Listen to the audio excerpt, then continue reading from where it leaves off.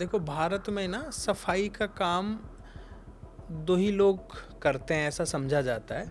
या तो आपके पास शिक्षा नहीं है, या तो अशिक्षित लोग करते हैं भाई जो और कुछ नहीं कर पाए, या समाज के कुछ सो कॉल्ड बुद्धिजीवियों के अकॉर्डिंग वो लोग करते हैं जो किसी पर्टिकुलर कास्ट से आते हैं। मुझे रियलाइज़ हुआ कि तालाब से अच्छी इस दुनिया में कोई चीज़ नहीं है। जो तालाब ऑलरेडी हो गए हैं, एंक्रोच हो गए हैं, उनको कैसे वापस से ज़िंदा किया जाए।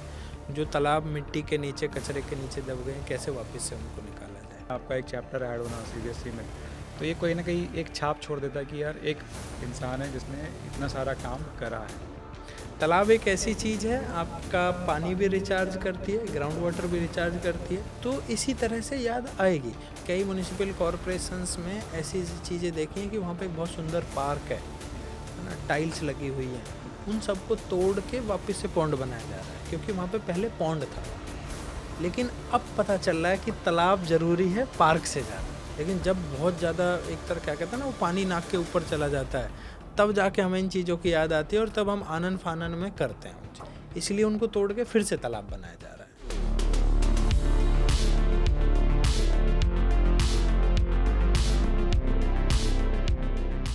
नमस्ते। आज मैं लेकर आया हूँ एक ऐसे शख्स को आपके सामने जिसे पूरे भारतवर्ष में पहचाना जाता है। सोचिए, अगर आप सुबह उठे और टैप में पानी ना आए तो आप क्या करोगे? कैसे नहाओगे? कैसे खाना बनाओगे? तो इन्हीं सब चीज़ों को ध्यान में रखते हुए, पानी का महत्व ज़िंदगी में समझते हुए, मैं आपको लेकर आया हूँ आज ऐस शख्स से मिलने जिनका नाम है रामवीर तंवर। सर नमस्ते। नमस्ते नमस्ते Amit ji. Thank you very much sir for coming. Thank you so much for inviting. बिल्कुल सर। सीधा सीधा सवाल करते हैं। आपको पॉन्ड मैन कहा जाता है, ये नाम कैसे मिला आपको? पहले जब मैं एमएनसी में जॉब करता था तो जॉब के टाइम पे मैं मतलब तालाबों की बातें करता रहता था। तो एक दो बार मेरे एक दो दोस्तों ने मजाक में बोला था मुझे कि यार तुम सैलरी यहाँ से लेते हो और बैठ के सारे दिन तालाबों के बारे में सर्च करते रहते हो यहाँ पे, सो तुमको ना पॉन्ड मैन कहने लगेंगे अब से हम।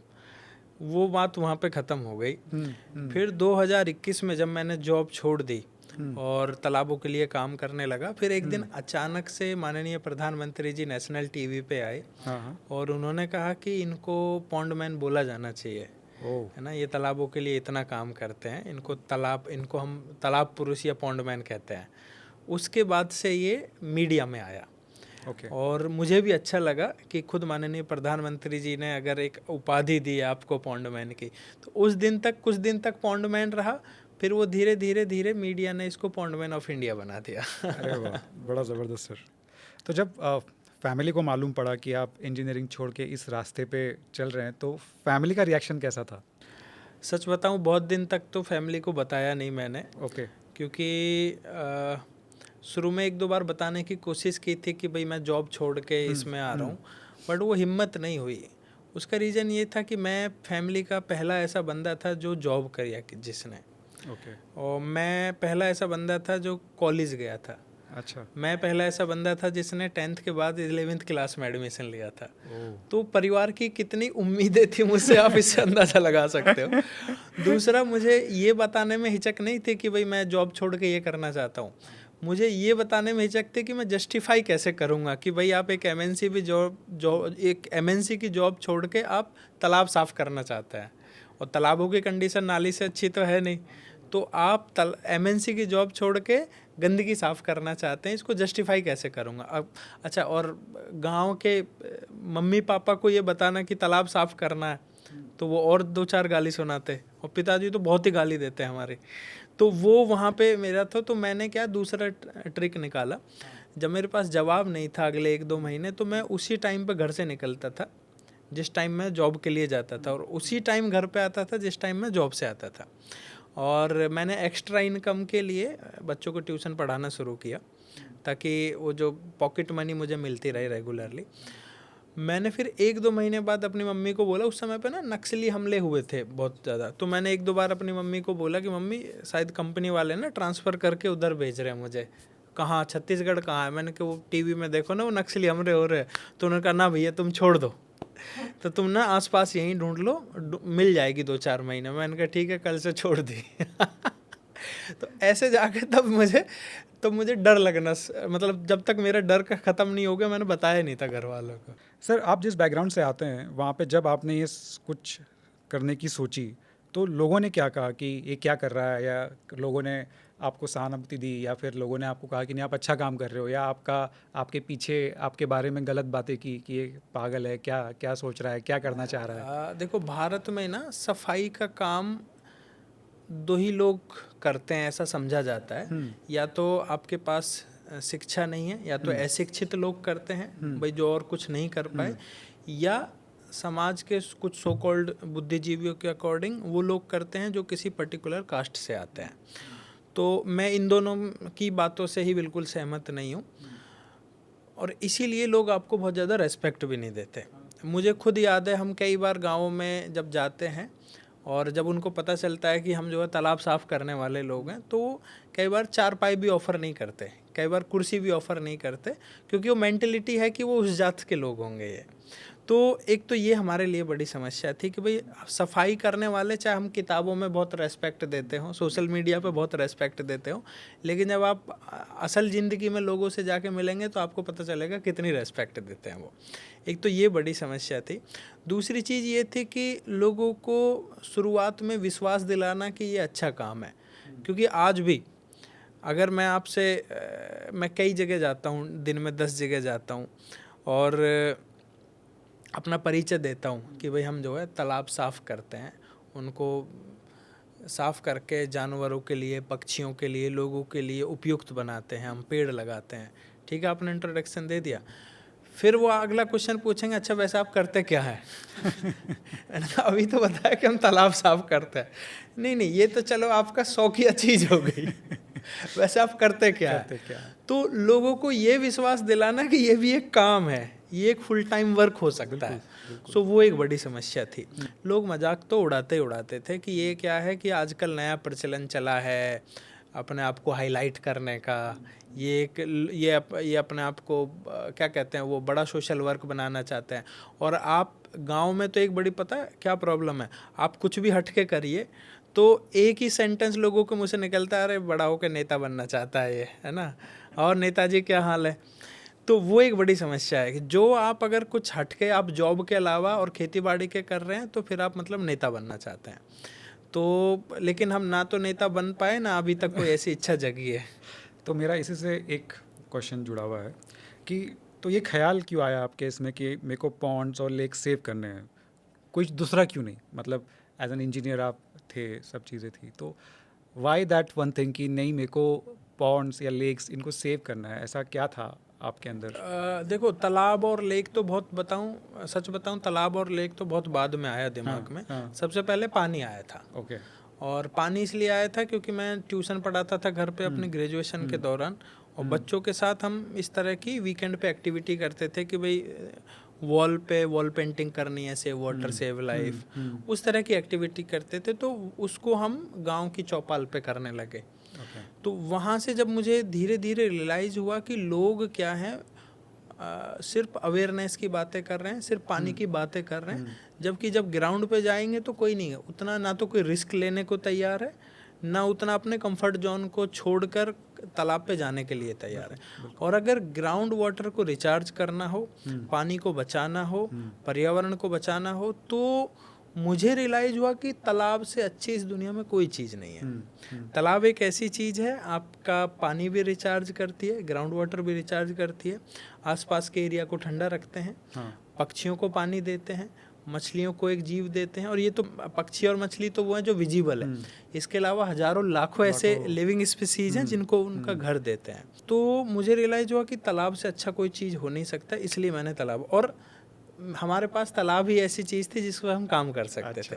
देखो, रिवर पे काम करना हो तो बहुत आपको बड़ा रिसोर्सेज चाहिए, आपको हजारों करोड़ रुपए चाहिए, आपको बड़ी टीम चाहिए। तालाब एक छोटी यूनिट होती है और उस पर आसानी से काम किया जा सकता था। तो वहाँ से काम करना शुरू किया, इसीलिए तालाब और लेक पे काम शुरू कर लिया।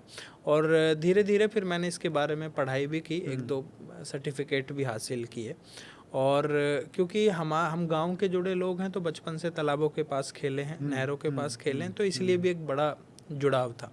मैं खुद जब मुझे याद है 8वीं 9वीं क्लास तक डेली भैंसों को लेके जंगल जाता था और वो वहीं पे तालाब में नहाती थी, पानी पीती थी और हम वहीं बैठ के होमवर्क करते थे।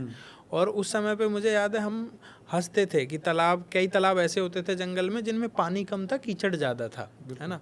तो वो जाती थी और पूरा उसमें लेट के ऊपर नीचे सब जगह वो कीचड़ लगा के आती थी, फिर बाहर निकलती थी। तो हम छोटे छोटे बच्चे थे, हम यही बात करते थे कि इस बार देख तेरी भैंस जाएगी वो क्रीम लगा के आएगी, इस बार मेरी वाली क्रीम लगा के आएगी। उस समय पे तो बाद में समझ में आया कि वो क्रीम नहीं लगाती हैं, वो बस मक्खियों से मच्छरों से बचने के लिए अपनी बॉडी पे बस एक लेयर चढ़ा लेती हैं उस कीचड़ का, क्योंकि उनका जो है चोंच है या डंक है वहाँ तक पहुँचे ना वो, है ना। तो वो हमें याद है। लेकिन वो धीरे धीरे जब हमने तालाबों को मरते हुए देखा, ख़त्म होते हुए देखा, तो मुझे लगा कि हाँ इनके लिए कुछ किया जा सकता है और उतना बहुत बड़ा फंड्स भी नहीं चाहिए, बहुत बड़े रिसोर्सेज भी नहीं चाहिए इनको बचाने के लिए। और तालाब बचेंगे तो शायद गाँव बचेंगे, जीवन बचेगा। सही बात है। तो देश के पॉन्ड ख़त्म हो रहे हैं, तो मेरा सस्टेनेबल डिफरेंस लाना एक ये है या सिर्फ डैमेज को कंट्रोल करना है? नहीं, देखिए जब तालाब ख़त्म होता है ना, बहुत सारी चीज़ें ख़त्म होती है और तालाब बचता है तो बहुत सारी चीज़ें बचती है ना। जैसे अगर आप उदाहरण के लिए देखेंगे, गुड़गांव है, बेंगलोर है, चेन्नई है, दिल्ली है, नोएडा है, आप यहाँ पे हर मानसून की खबरें निकाल के देखिए। मानसून में आपको एक ही खबर, पहली बारिश में ये पूरे ओवरफ्लो हो जाते हैं, पहली बारिश में नाव चलने लगती हैं, पहली बारिश में पूरा शहर जाम हो जाता है। अच्छा, बहुत सारी उसके बाद स्टडी हुई, बहुत सारे IIT, IIM और भी देसी विदेशी इंस्टीट्यूट्स ने रिसर्च की कि भाई थोड़ी सी बारिश में कैसे ये मेट्रो सिटी हमारे तालाब बन जाते हैं। तो सारी स्टडीज़ में, सारी रिसर्च में एक रिजल्ट निकल के आता है सामने कि जहाँ पे तालाब थे अभी वहाँ पे बिल्डिंग खड़ी है।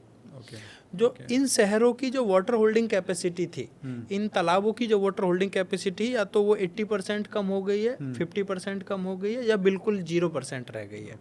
अच्छा, अब बारिश का पानी आ रहा है, अब बारिश के पानी को तो नहीं पता कि पहले यहाँ पे तालाब हुआ करता था, बिल्डिंग है तो इधर नहीं जाना है। वो तो अपने कैचमेंट एरिया के हिसाब से वहीं पे भरेगा जहाँ पे लो लाइंग एरिया है। लो लाइंग एरिया में अभी बिल्डिंग है, लो लाइंग एरिया में अभी बेसमेंट है, लो लाइंग एरिया में अभी कोई अंडरपास जा रहा है। तो पहली बारिश में वहीं पे जाके इकट्ठा हो जाता है जहाँ पे वो हमेशा से इकट्ठा होता हुआ है। आप गुड़गांव देखिए, इतने सारे तालाब थे हमारे पास, इतने सारे झील थे, वेटलैंड्स थे, सब खत्म होके बिल्डिंग बन गई है। अभी पानी जाएगा तो जाएगा कहाँ, वहीं पे भरेगा। आप दूसरी चीज़ देखिए कि आप गांव में जाइए और शहर में जाइए, 50 किलोमीटर के डिफरेंस में आपको 10 से 15 डिग्री का टेम्परेचर का आप डिफरेंस मिल जाएगा आपको। बिल्कुल।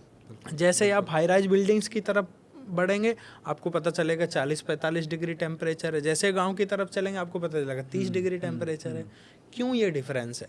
क्योंकि जब एक तालाब होता है और एक पेड़ होते हैं, वो आसपास के एरिया को ठंडा रखते हैं। हाँ, सही बात है। और ये ऐसा नहीं है, ये रॉकेट साइंस नहीं है, ये कोई भी बुजुर्ग बता सकता है आपको। तो जब शहर में तालाब और पेड़ खत्म हो जाते हैं तो आपके शहर गर्म होने लगते हैं, जलने लगते हैं, और इसी को हम अर्बन हीट आइलैंड इफेक्ट भी कहते हैं। ये एक वर्ल्ड वाइड लेवल पे यूनाइटेड नेशंस का एक टर्म है, अर्बन हीट आइलैंड। तो वो पूरा एरिया आसपास के एरिया से गर्म रहता है, क्योंकि हीट आती तो है बट वो आसपास की बिल्डिंगों में टकरा के शीशे से इधर वो वापस नहीं जा पाती, वो वहीं रह जाती है। इसलिए पूरा एरिया का धीरे धीरे टेम्परेचर बढ़ने लगता है। तो एक, चलो ठीक है, आपके पास तो AC है, आप अंदर बैठे हैं, ठीक है, मज़े ले रहे हैं, लेकिन आपकी बिल्डिंग के बाहर कुछ लोग वैसे भी हैं जिनके पास नहीं है AC। वो क्यों बढ़े हुए टेम्परेचर का परेशानी झेल रहे हैं, है ना? उनका क्या दोष है इसमें? तो इसीलिए जब हम पॉन्ड रिवाइव करते हैं या पॉन्ड जब ख़त्म होते हैं तो ये सिर्फ सस्टेनेबल डेवलपमेंट का पार्ट नहीं है, ये सिर्फ डैमेज कंट्रोल नहीं है, ये पूरी ह्यूमैनिटी को बचाने का काम है। ये उन लोगों को बचाने का काम है जिनके पास एयर कंडीशन नहीं है, ये उन लोगों को बचाने का काम है जो हाई राइज बिल्डिंग्स में जाके अपनी जान नहीं बचा सकते जब बारिश आती है। ये अच्छा,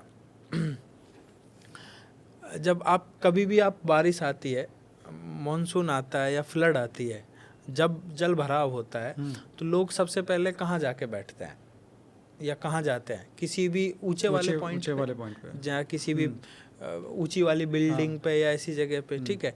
किससे डर के भागते हैं वहाँ पे? वो पानी से डर के किसी ऊंचे स्थान पे चले जाते हैं, ठीक है।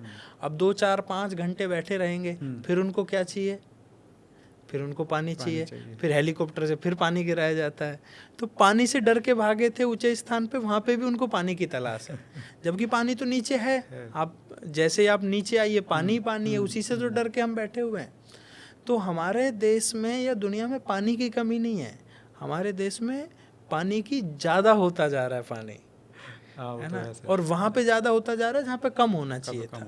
और ये पानी हमारे किसी काम का नहीं है, ये पानी सिर्फ फ्लडिंग कर सकता है, ये पानी सिर्फ बाढ़ ला सकता है। जो पीने वाला पानी है उसकी कमी है, क्योंकि हम क्या कर रहे हैं, बोरवेल लगा के पूरा पानी बाहर निकाल ले रहे हैं और वो फिर फ्लडिंग कंट्रोल कर। तो जैसे आपने कई चीज़ें बताई, तो मैं एक पर्टिकुलर एरिया के लिए पूछूंगा आपसे। जैसे आपने भी इसके पे स्टडी काफ़ी ज़्यादा करी हुई है। जैसे नोएडा में पहले, अगर आप जब से काम कर रहे हैं या आपने जितना पता किया होगा, तो यहाँ पे 700 कुछ तालाब थे, जिसमें से शायद आप इन्हें बताया है और मैंने भी कई जगह से पता किया कि उसमें सब खाली 5 या 10 ही बचे हैं। तो इन मतलब ये जो आंकड़े हैं ये सब है, तो ये ज़मीन किसे मतलब किसको देते हैं? गवर्नमेंट्स ये सब काम करती हैं या फिर अपने आप ही बिल्डर ले लेता है, चीज़ें कर लेता है और बाद में बताता है कि ये वेटलैंड है? तो ये करप्शन क्यों है इन सब चीज़ों में? मतलब अगर हम नोएडा में बात करें तो 700 तालाब से एकदम से इतने कम हो जाए, तो ऐसा क्यों? इसके लिए मतलब जिम्मेदार कौन है बेसिकली? देखिए, मेरी उम्र बहुत ज़्यादा नहीं है कि मैं मतलब फ्लैशबैक में जाके आपको बता सकूं, लेकिन यह है कि जो बुजुर्ग बताते हैं और जो आर्टिकल्स में पढ़ा है उसके अकॉर्डिंग नोएडा में 500-700 तो नोएडा रीजन में तालाब हुआ करते थे, जिनको हम वेटलैंड्स भी कह सकते हैं। लेकिन अभी आप बाइक लेके, कार लेके घूमने निकल जाइए, आपको 5-7 दिखेंगे मुश्किल से, और वो भी दिखेंगे एक घर के बराबर में। अच्छा, उनकी भी विडम्बना वो है, वो भी पक्के हैं। पक्के मतलब कंक्रीट है चारों तरफ। उनकी ज़मीन या तो ओपन जिम के लिए यूज कर ली गई है, कुछ कम्युनिटी सेंटर बनाने के लिए यूज कर ली गई है। वो तालाब नहीं, एक सीवेज टैंक का काम कर रहे हैं अभी। और ये जो बचे हुए तालाब है वो गए कहाँ हैं? वो या तो आपको दफनाए हुए मिलेंगे किसी रोड के नीचे, किसी बिल्डिंग के नीचे, किसी स्कूल के नीचे, किसी पुलिस स्टेशन के नीचे, और बहुत सारे लोगों के घरों के नीचे। ये सब लोग, ये सारे तालाब हमने मार के दफना दिए हैं, और इसमें कोई पीछे नहीं है। इसमें ना तो गवर्नमेंट बॉडीज़ ने पीछे, ना तो गवर्नमेंट बॉडी पीछे हटी हैं, ना जो हम जैसे लोग हैं उन्होंने भी खूब कब्जाई, और सबसे ज़्यादा बिल्डरों ने कब्जाई है। जबकि जितना मुझे पता है कि भाई तालाब, शमशान घाट और मंदिर, मस्जिद, ये ऐसी जगह हैं कि आप इसको नहीं कब्जा सकते, लेकिन सबसे इजी टारगेट जो है वो आज भी तालाब ही है। अच्छा, तालाबों का कब्जाने का तरीका क्या है? जैसे गाँव में मैं देखता हूँ, जिसका घर तालाब के किनारे पे बना हुआ है, वो अपने घर की बची हुई राख, भैंसों का चारा, गोबर, वो धीरे धीरे तालाब के किनारे डालना शुरू करते हैं। फिर जब वो 100 मीटर भर जाता है, फिर उसके ऊपर मिट्टी डाल के कमरा बना लेते हैं, या भैंसों के बांधने की जगह बना लेते हैं। फिर वो आगे बढ़ते हैं। तो जिनके ऊपर तालाबों को बचाने की सबसे ज़्यादा जिम्मेदारी है, वही तालाबों को सबसे पहले कब्जा करते हैं, है ना। नोएडा में भी यही हुआ है। जिस बिल्डर के पास आसपास कोई तालाब मिला, उसने सबसे पहले मिट्टी डाल के उसी को अपना कब्जा लिया। ठीक है, क्योंकि यहाँ पे ज़मीन की कीमत बहुत ज़्यादा है। आप किसी ने 1 बीघे का भी तालाब कब्जा लिया तो करोड़ों रुपए का फ़ायदा हो गया। ठीक है, उसमें से करोड़ों रुपए में से 2-4 लाख रुपए वो पटवारी को, लेखपाल को दे देते हैं। उससे ज़्यादा क्या ही कोई डिमांड करेगा। तो तालाब ऐसे ऐसे धीरे धीरे वो कब्जा लेता है। लेकिन उसका नुकसान क्या होता है फिर? आप देखिए, अब नोएडा में भी धीरे धीरे मानसून में अर्बन फ्लडिंग होने लगी है। बहुत सारे लोग कहते हैं कि हमें ये वाला पक्षी नहीं दिखाई देता, पहले दिखाई देते थे, है ना। जैसे गौरैया की बात ले लो कि भाई पहले यहाँ पे गौरैया बहुत थी, अब नहीं दिखाई देती। पहले यहाँ अब कौवे भी दिखने बंद हो गए, है ना। धीरे धीरे नोएडा, ग्रेटर नोएडा से कौवा दिखने बंद हो गए। अब गांव की तरफ जाइए, अब भी बहुत सारे कौवे हैं, लेकिन यहाँ पे नहीं दिखने। ऐसे बहुत सारे पक्षी हैं जो यहाँ पे दिखाई नहीं देते अब, क्योंकि पक्षियों को सिर्फ हाई राइज बिल्डिंग नहीं चाहिए, पक्षियों को सिर्फ बड़े पेड़ नहीं चाहिए, उनको पानी भी चाहिए साथ में।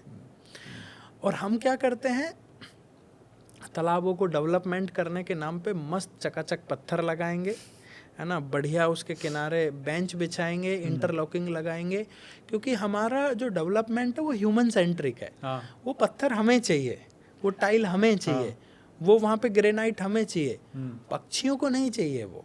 बिल्कुल, है ना। पक्षियों को तो आज भी घास चाहिए, पक्षियों को तो आज भी पानी चाहिए, तो उस तालाब में पानी के अलावा और सब कुछ होता है फिर बाद में, है ना। तो वही नोएडा का हाल है। हाँ। हमने एक वो चलाया था, कैंपेन चलाया था, #selfie with pond। ओके। तो उस कैंपेन का यही था कि भाई आप अपने आसपास के तालाबों के पास जाइए, उसके साथ सेल्फी लीजिए और उसकी जो बचपन की यादें हैं उस तालाब के साथ आपकी, उनको लिखिए सोशल मीडिया पे। और अगर आपको रियलाइज हुआ कि भाई तालाब मर रहे हैं, गंदे हो रहे हैं, तो हमें बताइए। बहुत सारे लोगों का फीडबैक आया कि हम 1 घंटा हो गए ढूंढते ढूंढते, यहाँ तालाब ही नहीं मिल रहा, या जो बचपन का मेरा तालाब था वो तालाब है ही नहीं, वहाँ तो बिल्डिंग खड़ी हो गई है। मेरे को लगता है कि 60-70% तो लोगों को तालाब मिले ही नहीं होंगे जब उन्होंने सेल्फीज नहीं मिले। नहीं मिले। अच्छा, नोएडा का दूसरा, नोएडा ग्रेट, जो नए शहर बन रहे हैं, मैं नोएडा पे सिर्फ टारगेट नहीं कर रहा हूँ क्योंकि नोएडा से हैं हम, तो ज़्यादा जानकारी है नोएडा की। जो नए शहर बन रहे हैं, जब उसका डेवलपमेंट होता है या डिजाइनिंग होती है, एक मास्टर प्लान बनता है, तो उसमें सारी चीज़ों को बहुत अच्छे से डिज़ाइन किया जाता है। उसमें हॉस्पिटल्स, उसमें स्कूल्स, जिम्स, पार्क्स, बिल्डिंग, वो सारी चीज़ों को एक पर्याप्त स्थान दिया जाता है मास्टर प्लान में। लेकिन एक ही चीज़ छूट जाती है, तालाब। हाँ, बताइए, नोएडा, ग्रेट नोएडा में जब मास्टर प्लान बने तो नए तालाब कितने बनाए गए? बिल्कुल भी नहीं। उल्टा पुरानों को तो ख़त्म कर दिया। जब अदरवाइज तो हर सेक्टर में जब एक तालाब, हर सेक्टर में जब एक हॉस्पिटल है, हर सेक्टर में एक स्कूल है, कॉलेज है, आपके पास ये सारी चीज़ें हैं, तो एक तालाब क्यों नहीं है? हाँ, सही बात है। तालाब भी तो हमारे सोसाइटी का, हमारे इकोसिस्टम का उतना ही महत्वपूर्ण पार्ट है ना, लेकिन तालाबों को नहीं बनाया गया। अच्छा, वैसे वो डॉक्यूमेंट्स में जाएंगे तो होने चाहिए, लेकिन मौके पे नहीं है वो, क्योंकि हमने क्या है, हमने दूसरे देशों को एक तो कॉपी करना शुरू किया, दूसरा हमें कंक्रीटाइजेशन की बहुत ज़्यादा आदत हो गई है। हम अब जब गांव में तालाब बनाते हैं ना या रिजुवनेट करते हैं, आप यकीन मानिए गांव वालों की सबसे ज़्यादा डिमांड एक ही आती है, जी इंटरलॉकिंग कर देना, इसमें पत्थर लगा देना इसमें, क्योंकि जो गांव में रह रहा है उसको शहर जैसा जीवन चाहिए। हाँ, जबकि जो शहर आ गया उसको गांव वाला जीवन चाहिए। तो हमेशा ये प्रॉब्लम उल्टा रहती है। सिस्टम चलता ही रहता है। लेकिन जब आपने कहा कि कोई भी बड़ा प्लान बनता है या मास्टर प्लान बनता है, तो हम क्यों नहीं उस चीज़ को गवर्नमेंट तक पहुंचाए? जैसे आप कई अच्छा काम कर रहे हैं, चीज़ें बना रहे हैं, पॉन्ड को देख रहे हैं, तो आप थोड़ा सा इसको, और जैसे कई सारे लोगों ने आपके साथ में काम भी किया है, चीफ मिनिस्टर्स हो गए, स्टेट्स हो गई, सारा सब कुछ, तो ये हम क्यों नहीं डाल सकते कि जब आप मास्टर प्लान बना रहे हैं किसी सिटी का, तो उसमें पॉन्ड भी रखिए, तो ये क्यों नहीं होता है? इसका रीज़न क्या है? नहीं, मैंने क्या कहा, डॉक्यूमेंट्स में है ऑलरेडी। जैसे नोएडा, ग्रेटर नोएडा में 2007-8 के वो जियो आप देखेंगे, गवर्नमेंट ऑर्डर्स देखेंगे, तो उसमें ऑलरेडी है ये बातें कि भाई शहरों में तालाबों को, या तो पुराने जो तालाब हैं उनको बचाया रखना है, उनके अकॉर्डिंग ही अपना मास्टर प्लान बनाना है, या फिर नए तालाब भी डेवलप करने हैं। लेकिन बात जब एग्जीक्यूशन की आती है ना, जब उसको एग्जीक्यूट कर रहे होते हैं, वहाँ पे आते आते आते एक तो वो करप्शन और दूसरी सारी चीज़ों की वजह से वो फिर पीछे रह जाती हैं सारी चीज़ें। जो सिविल इंजीनियर्स होते हैं, जो आर्किटेक्ट्स होते हैं, जो ब्यूरोक्रेट्स होते हैं, उनके लिए फिर वो तालाब बहुत ज़्यादा महत्वपूर्ण नहीं रहते, क्योंकि तालाब फिर आपको, जब एक डेवलपमेंट अथॉरिटी होती है, तो डेवलपमेंट अथॉरिटी के ऊपर एक प्रेशर रहता है कि वो कितना रिवेन्यू जनरेट करेंगे शहर से। तो तालाब तो रिवेन्यू देते नहीं है, तो वो रिवेन्यू वहाँ से आता है कि कितनी ज़्यादा से ज़्यादा ज़मीन पे हम डेवलपमेंट कर सकें। इसीलिए फिर उस टारगेट के पीछे वो सारी चीज़ें पीछे रह जाती हैं। तो ये तो काफ़ी मतलब अच्छी बात नहीं है। जैसे लगता है कि जैसे पानी एक हमारे जीवन का हिस्सा है बेसिकली। अगर हमें पानी ना मिले आधा घंटा तो हम शायद किस तरीके से कहाँ भागेंगे कुछ पता भी नहीं लगता। बिल्कुल। तो मतलब मैं आपसे यही चाहूँगा कि आप इतनी सारी चीज़ें कर रहे हैं और ये सब है, तो इसको भी थोड़ा सा अगर आप एम्फसाइज़ करें या थोड़ा सा इसको भी पुश करें तो ये नहीं, देखिए अभी तो मेरा काम यही है। हम मतलब देश के लगभग सभी म्युनिसिपल कॉरपोरेशंस, स्टेट गवर्नमेंट्स के संपर्क में रहते हैं, उनको इस तरह के सजेशन देते हैं कि भाई तालाब कितना ज़रूरी है ना। इसको किसी भी डेवलपमेंट या किसी भी इस तरह के टारगेट के अंदर ये मर नहीं जाने, इनको इग्नोर नहीं किया जाना चाहिए। दूसरा, जो तालाब ऑलरेडी हो गए हैं, एंक्रोच हो गए हैं, उनको कैसे वापस से ज़िंदा किया जाए। जो तालाब मिट्टी के नीचे, कचरे के नीचे दब गए हैं, कैसे वापस से उनको निकाला जाए, क्योंकि निकालना तो पड़ेगा, आज नहीं तो कल निकालना पड़ेगा। हो सकता है अभी ज़रूरत उतनी महसूस ना हुई हो, क्योंकि जब चीज़ें बहुत ज़्यादा क्रिटिकल हो जाती है ना, हमें तभी उसकी याद आती है। सही बात है। जब तक हमारा काम चल रहा होता है, लेकिन जब बहुत ज़्यादा एक तरह क्या कहते हैं ना, वो पानी नाक के ऊपर चला जाता है, तब जाके हमें इन चीज़ों की याद आती है और तब हम आनन फानन में करते हैं। लेकिन अगर आप बताइए, अगर जो ऑलरेडी एनक्रोच हो चुका है, जिस पे 20-20 माले के टावर बन चुके हैं, सब चीज़ें हो चुकी है, तो उसको फिर कैसे सेव करेंगे? देखो, जब ह्यूमैनिटी को बचाने की बात आती है ना, तो फिर कुछ भी किया जाता है ना। मेरे को लगता है कि ये सब में लास्ट में विचार आएगा, सबसे लास्ट में आएगा, लेकिन ये पहले आएगा, होना चाहिए। आएगा। मैंने कई म्यूनिसिपल कॉरपोरेशंस में ऐसी चीज़ें देखी हैं कि वहाँ पे एक बहुत सुंदर पार्क है ना, टाइल्स लगी हुई हैं, उन सबको तोड़ के वापस से पॉन्ड बनाया जा रहा है, क्योंकि वहाँ पे पहले पॉन्ड था। लेकिन अब पता चल रहा है कि तालाब जरूरी है पार्क से ज़्यादा, इसलिए उनको तोड़ के फिर से तालाब बनाया जा रहा है। तो इसी तरह से याद आएगी। और ये जो तालाबों का मरना, नदियों का पॉल्यूट होना, ये सिर्फ हमारे देश में नहीं हो रहा है, सिंगापुर में भी हुआ है, लंदन में भी हुआ है। आप लंदन की थेम्स रिवर है, उसका 70s 80s में उसकी हिस्ट्री पढ़िए, तो आपको पता चलेगा जितना यमुना गंदी नहीं है, जितनी गंगा गंदी नहीं है, वो गंदी थी। और कई बार तो ऐसा हुआ था कि वहाँ की जो पार्लियामेंट है उसके पीछे से वो नदी गुजरती है, तो वहाँ पे इतनी बदबू आई थी कि पार्लियामेंट को रोकना पड़ा था, है ना। और क्योंकि वहाँ पे वो टिश्यू पेपर यूज करने का प्रचलन है, तो पूरी नदी वाइट कलर की दिखती थी, क्योंकि सब लोग अपना टिश्यू उसमें फेंकते थे। पूरी नदी वाइट कलर की दिखती थी, उसके ऊपर इतना टिश्यू पेपर तैरते रहते थे। उसके बाद में लेकिन जब उन्होंने ठान लिया कि ठीक है भाई, अब हम डेवलपमेंट जितना होना था हो गया, अब हम अपनी नदियों को ठीक करते हैं, अब हम अपने तालाबों को ठीक करते हैं, वही देखिए आज वही नदी पूरे दुनिया के लिए बेंचमार्क है। आज सिंगापुर की वाटर बॉडीज और वहाँ का इंफ्रा, वहाँ का लैंडस्केपिंग पूरी दुनिया के लिए बेंचमार्क है। तो जब डेवलपमेंट का आपके ऊपर प्रेशर होता है, तो कोई भी सरकार इन चीज़ों को इग्नोर करके डेवलपमेंट पे फोकस करती है। लेकिन जब एक बार डेवलपमेंट हो जाता है, जब लोगों के लिए रोजी रोटी का जुगाड़ हो जाता है, क्योंकि आज तक हमारे देश में चुनावों का मुद्दा भी रोटी कपड़ा मकान रहा है। हाँ बिल्कुल। लेकिन अब धीरे धीरे रोटी कपड़ा मकान से ऊपर उठते जा रहे हैं हम। अब हम सस्टेनेबल डेवलपमेंट की बात करते हैं, क्लाइमेट चेंज की बात करते हैं, AI की बात कर रहे हैं। तो ये एक अच्छा सिम्टम है। जब हम स्वच्छ भारत की बात करते हैं तो एक अच्छा सिम्टम है कि रोटी कपड़ा मकान से उठ के हम धीरे धीरे उसी डायरेक्शन में जा रहे हैं, और अब भविष्य में देखेंगे तो वापस से चेंज आएगा। तो ये एक सेव वाटर का बड़ा ट्रेंड बन गया है कि सेव वाटर रील्स पे, इन सब जगहों पे शेयर होता है, पर ग्राउंड पे क्या क्या इसकी महत्व है? मतलब ये अभी भी ज़ीरो चेंज है कि सिर्फ अवेयरनेस एक इल्यूजन ही बना हुआ है सबके लिए?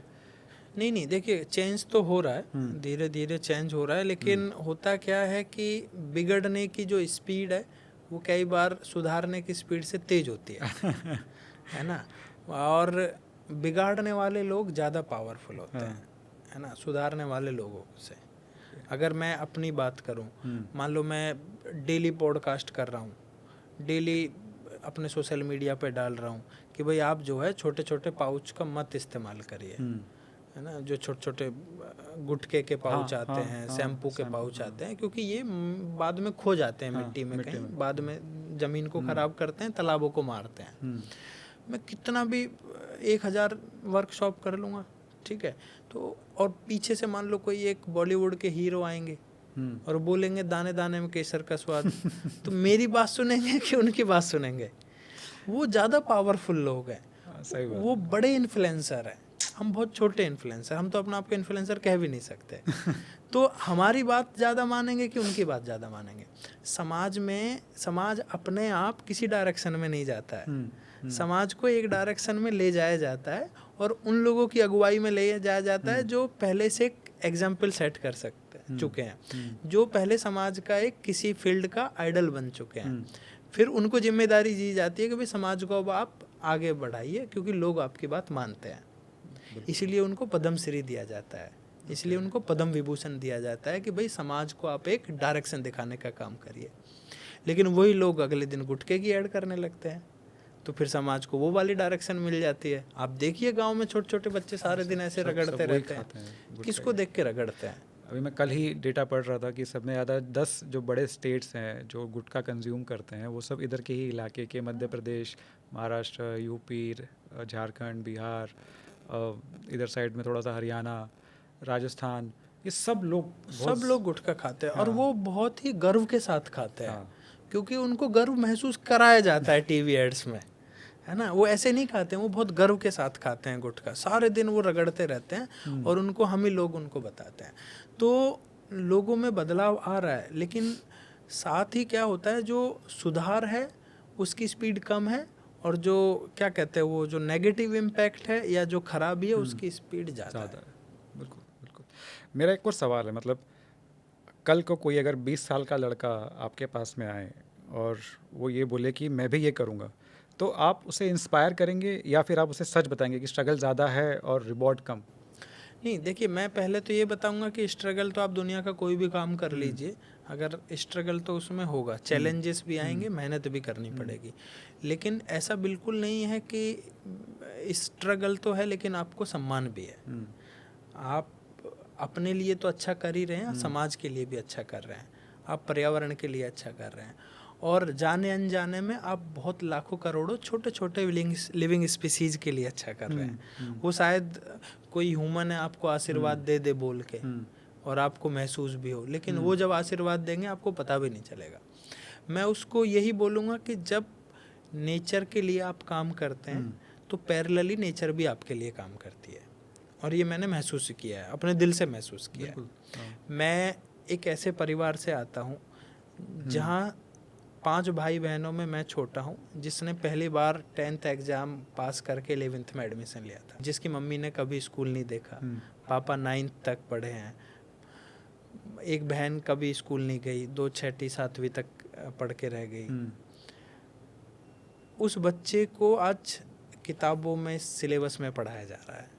सही बात है। उस बच्चे को आज देश के माननीय राष्ट्रपति जी, प्रधानमंत्री जी, मुख्यमंत्री जी, ये सब अब उनको सम्मानित करते हैं। अच्छा, ऐसा क्या स्पेशल किया मैंने कि और लोग नहीं करते? हाँ, सही बात है। क्या और लोग सफाई नहीं करते? क्या और लोग पेड़ नहीं लगाते? लेकिन जब आप नेचर के लिए आवाज़ उठाते हैं, आप नेचर के लिए काम करते हैं, तो पैरेलली नेचर भी आपके लिए काम करती है। सही बात है सर। और उसके अंदर उतनी ताकत होती है, उसके अंदर उतनी एनर्जी होती है कि वो आपको कहाँ से कहाँ पहुँचा दे किसी को नहीं पता होता है। आसपास के सब लोगों का दिमाग चेंज कर देती है, आपके लिए रास्ता बनाती है, और आपको वो जो आपने सपने देखे उनको पूरा करने में हेल्प करती है। तो कोई भी युवा अगर मेरे पास आएगा और वो बोलेगा मुझे भी यही करना है, तो मैं उसको मोटिवेट करूँगा, लेकिन मैं उसको बोलूँगा कि बी प्रैक्टिकल। ओके, है ना। इस काम को आप समाज सेवा की तरह करेंगे तो कुछ नहीं हो पाए। क्या मेरे पास बहुत सारे युवा आते हैं, वो पहले दिन ही ऐसी फेक बात करते हैं कि मेरा विश्वास ही उड़ जाता है ना। वो मुझसे कहते हैं कि भैया पर्यावरण के लिए करना चाहता हूँ, लेकिन इससे मैं 1 रुपये भी लेना नहीं चाहता, है ना। मैं अपना ये घर बेच दूंगा इसके लिए, ये कर दूंगा, वो कर दूंगा। तो वो लोग, मुझे पता है महीने 2 महीने में उनका सारा ये भूत उतर जाएगा और वो घर बैठ जाएंगे। चले जाए। अगर आपको पर्यावरण बचाना है तो आपको पहले आपको खुद को सस्टेनेबल बनाना होगा। मान लो आप घर से और तालाब तक भी जा रहे हैं, तो आपको सीएनजी चाहिए, आपको एक बाइक चाहिए, बस का टिकट चाहिए, कुछ तो चाहिए ना। तो चाहिए। और आप बोलें कि मैं इससे पैसा नहीं लेना चाहता, कैसे प्रैक्टिकली पॉसिबल है ये? प्रैक्टिकली पॉसिबल नहीं है। नहीं है प्रैक्टिकली पॉसिबल। तो जब आप समाज के लिए काम कर रहे हैं, पर्यावरण के लिए काम कर रहे हैं, तो पहली जिम्मेदारी है कि पहले आप खुद सेल्फ सस्टेनेबल बने और अपने अंदर टैलेंट करें। कि मान लो आपको कहीं से कोई आपके टैलेंट को पैसे, जैसे मैं खुद हूँ, मैं बहुत सारे कॉलेजों में जाता हूँ, यूनिवर्सिटीज़ में जाता हूँ, मैं फ्री में नहीं जाता कहीं पे भी। कोई मुझे बुलाता है तो मैं बोल देता हूँ कि देखो मेरा भी तो परिवार है, मैं अगर मेरी फैमिली खुद आत्मनिर्भर नहीं होगी तो मैं कैसे पर्यावरण के लिए काम करूँगा, कैसे तालाबों के लिए काम करूँगा। अगर आपको बुलाना है तो पैसे देने पड़ेंगे। आपको बुरा, बहुत सारे लोग बुरा मान जाते हैं, अरे यार हम तो आपको गेस्ट बुला रहे थे, आप पैसे मांग रहे हैं। तो मैंने कहा भाई, और ये तो हम, और कुछ लोग तो ऐसे करते हैं, ये तो पर्यावरण का काम है, ये तो अच्छा काम है, आप इसके लिए भी पैसे मांग रहे हैं। तो मैंने कहा ठीक है, आप सैलरी लेना छोड़ दो। भाई आप भी तो मेरे साथ पर्यावरण का ही काम कर रहे हैं ना। जब आपको सैलरी मिल रही है, आप तो इसलिए बात कर रहे हैं, और मैं अपना पेट्रोल फूंक के आऊँ आपके पास, है ना, आपके स्कूल में 2-3 घंटे रहूं, मेरा भी तो काम कहीं ना कहीं पे इम्पैक्ट होगा ना। हाँ, सही बात है। तो मैं युवाओं को ये कहता हूँ, बी प्रैक्टिकल। पर्यावरण जब भी सस्टेनेबल तभी होगा जब आप पहले खुद सस्टेनेबल होंगे। नहीं, बहुत सही बात की सर आपने। मतलब ये एक किसी को मोटिवेट करने के लिए बहुत ज़रूरी है जो आपने सारी बातें कही है कि अगर सस्टेनेबल ही नहीं रहेगा तो वो आदमी वैसे भी कुछ नहीं पर्यावरण के करेगा। लिए काम करिए, बट सोशल वर्क समझ के मत समझ के करिए, मत करिए। बहुत प्रोफेशनली करिए इसको। तो आपको लगता है कि प्रोफेशनली भी इसमें काम किया जा सकता है? मतलब बहुत स्कोप है। बहुत स्कोप है।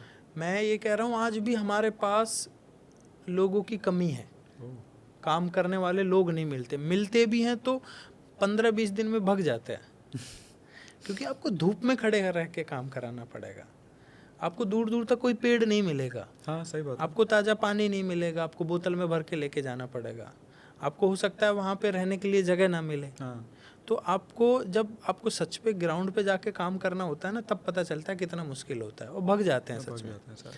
और आज का जो यूथ है उसमें तो दिक्कत ये है कि आप वो धूप में जाना ही नहीं चाहते, वो कहते हैं टैनिंग हो जाएगी। अब बताइए भाई, मैं इसका कहाँ से इलाज लाऊं, टैनिंग हो जाएगी? हमें तो बचपन से टैनिंग हो रखी है, हम पैदा ही टैनिंग के साथ हुए, इसीलिए हमें टैनिंग की दिक्कत नहीं आती।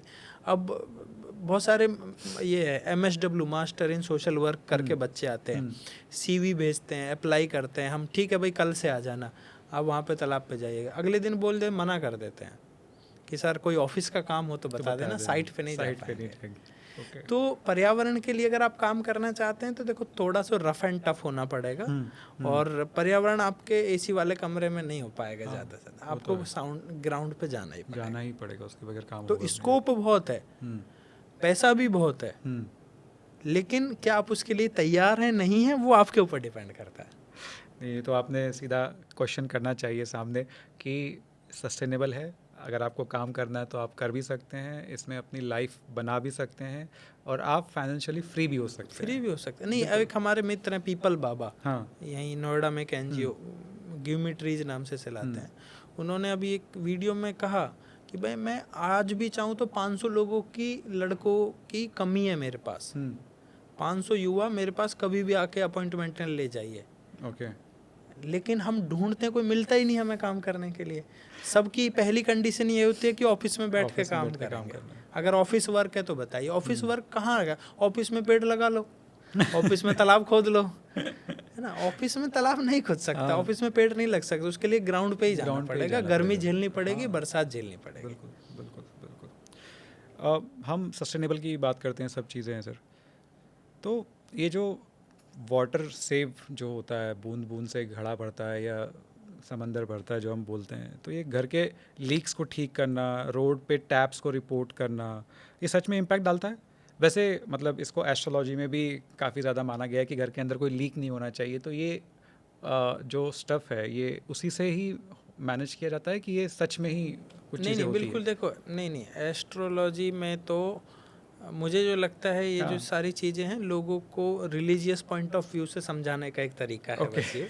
क्योंकि भारत में क्या होता है, आप बोलिए कि भाई ऐसा मत करिए तो नहीं मानेंगे, लेकिन एक बार बोल दीजिए कि देवता रुष्ट हो जाएंगे, तुरंत मान जाएंगे। बिल्कुल, है ना। तो बहुत सारे आप जो चीज़ें देखते हैं हमारे समाज में, और जिनको, जैसे मेरे घर में ही है, बोलते हैं कि भाई झाड़ू को यहाँ मत डाल सकते हैं ना, झाड़ू को ऐसे नहीं करते, उस दिन नाखून नहीं काटते, उस दिन बर्तन नहीं धोते, उस दिन कपड़े नहीं धोते, बहुत सारे नियम्स है। अच्छा कि पूछ लो यार, मैं अपनी बीवी से पूछूं या माता जी से पूछता तो उनके पास जवाब नहीं है, बस ये था। लेकिन अगर आप पीछे जाएंगे तो कुछ ना कुछ रीज़न है ना। एक गांव है गुजरात में, कटुड़ा, अच्छा, और वहाँ पे 1008 या 108 वो लगे हुए हैं, ये बेल के पेड़। अच्छा, बेल पत्थर जो होता है यहाँ पे बेल के पेड़ बोलते हैं, और उन सब में बेल लगे हुए हैं। मैंने गांव वालों से पूछा कि भाई ऐसे ऐसे कैसे लगे हुए हैं? हर पेड़ की जड़ में छोटा सा शिवलिंग होता है। अच्छा। इतना सा छोटा सा शिवलिंग। तो गांव वालों ने, किसी ने बताया कि हमारे गांव में एक बार क्या हुआ था कि वो सौराष्ट्र एरिया है, गर्मी बहुत ज़्यादा रहती है, तो बच्चों की मृत्यु होने लगी थी। किसी ने साधु से पूछा जाके कि इसका क्या उपचार है, तो उन्होंने बताया कि भाई आप जो है 108 का बेल के पेड़ का जो वो लगाइए, एक ही जगह पे लगाइए, हर पेड़ के से जड़ में छोटा शिवलिंग रखिए और उसका जलाभिषेक करिए डेली। अच्छा, ठीक है। लोगों ने बेल के पेड़ लगाए, डेली जलाभिषेक किया, पेड़ को डेली पानी मिला, करते थे शिवलिंग के ऊपर। हाँ, लेकिन पेड़, क्योंकि शिवलिंग पेड़ की जड़ में रखा हुआ है, बिल्कुल पेड़ बड़े हुए, फल लगे, और गर्मी में बेल के रस से अच्छे तो कोई चीज़ है ही हाँ, नहीं, बिल्कुल बहुत है ना, बहुत सब ज़बरदस्त। ठीक हुए। हाँ जो वो गर्मी में बच्चों की मृत्यु का कारण था वो भी खत्म हो गया। हाँ हाँ अब आप सोचिए, वही बाबा अगर आपको ये कहें कि भाई बेल का पेड़ लगाइए, उसके रस से आप ठीक हो जाएंगे, हाँ, तो सब लोग या लगाएंगे। ये बोलते कि क्लाइमेट चेंज के लिए लगाइए, या ये बोलते कि ग्लोबल वार्मिंग के लिए लगाइए, या ये बोलते कि आप पर्यावरण के लिए लगाइए, कोई लगाता? बिल्कुल नहीं लगाता। नहीं। तो ये जो टैप वाटर का लीकेज वाला है वो इसीलिए बताया गया है हाँ कि भाई टैप वाटर, पानी बर्बाद ही तो हो रहा है। हाँ सही बात है। अगर मैं आपको नॉर्मली बोलूँ, आप मेरी बात मानेंगे ही नहीं, लेकिन मैं बोलूँगा कि भाई एस्ट्रोलॉजी का अकॉर्डिंग बताऊँगा, तुरंत मान जाएंगे। लेकिन सच बात यह है कि छोटे छोटे लीकेज को भी हम बंद कर दें तो डेली का लाखों करोड़ों लीटर पानी बचाया जा सकता है। एक शहर में एक दिन में लगभग 30 से 40 लाख लीटर पानी ऐसे ही बर्बाद हो जाता है, टैप लीकिंग से। टैप लीकिंग है, कहीं पे पाइप फटा पड़ा है, कहीं पे कुछ हो रहा है, कई लोगों ने वो इलीगली वो खोल दिया है पाइप को बीच में से यूज करने के लिए, कई लाखों लीटर पानी बर्बाद हो जाता है। अगर वही रुक जाए तो बहुत बड़ी बात है। सही बात है। और हमारे युवा क्या कर सकते हैं भाई? आप सड़क के किनारे से जा रहे हैं, आपको कहीं पे लीकेज दिखा पाइप में, आप कुछ नहीं कर सकते, रिपोर्ट्स तो कर सकते हैं ना। हाँ बिल्कुल। आप उसका फोटो क्लिक करिए, भेजिए। मैं बहुत बार करता हूँ। हाँ। मैं जहाँ से भी निकलता हूँ मुझे दिखता है, मैं अपने बच्चों के साथ सुबह सुबह वॉक पे जाता हूँ, मुझे जहाँ पे भी टैप वाटर में या कहीं पे भी लीकेज दिखता है, मैं तुरंत फोटो खींचता हूँ, भेजता हूँ, और अगले दिन देखता हूँ ठीक हो जाता है। अरे वाह। तो मैंने जाने अनजाने में कम से कम 1 लाख लीटर पानी बचा दिया। बिल्कुल सही बात है सर। ऐसे ही हम सब कंट्रीब्यूट कर सकते हैं। तो मतलब हमें हर चीज़ का खुद ही इसका ब्यौरा लेना पड़ेगा ताकि हम इसको आगे और सस्टेनेबल बना सके। बिल्कुल। तो ये जागरूकता हमको हर किसी में फैलानी पड़ेगी। तो बहुत अच्छा काम कर रहे हैं सर आप। Thank you so much. मतलब टैप वाटर से भी अगर पानी बचाए तो ये एक बहुत छोटी सोच है, लेकिन ये सोच भी बड़ी लाभदायक है कि इससे लाखों करोड़ों लीटर पानी दिन का बच जाए। बिल्कुल छोटी, हाँ, मतलब सोच तो बड़ी है, छोटा सा एक्शन है। छोटा सा एक्शन है बेसिकली। सही बात है आपकी। हाँ, पानी आता है चला जाता है जो भी है, पर एनिमल्स के पास कोई ऑप्शन नहीं है। क्या हमने उनका सर्वाइवल साइलेंटली छीन लिया है? बिल्कुल। देखिए, दुनिया में धीरे धीरे बहुत सारी टेक्नोलॉजी आती जा रही है ना। कंक्रीटाइजेशन आता जा रहा है, हाई राइज बिल्डिंग्स की टेक्नोलॉजी आ रही है, एआई आ गया है। लेकिन ये सारी टेक्नोलॉजी ह्यूमंस के लिए आ रही है। ठीक है भाई, आज पहले तालाब पे लोग डिपेंड थे, पानी पीने के लिए जाते थे, बर्तन धोने के लिए जाते थे, लेकिन धीरे धीरे फिर टैप वाटर आ गया, समरसेबल आ गए, तो लोगों को अब तालाब की ज़रूरत नहीं बची है। लेकिन ये तो ह्यूमंस की बात हुई। उस तालाब पे तो लाखों करोड़ों छोटे छोटे लिविंग स्पीसीज थे।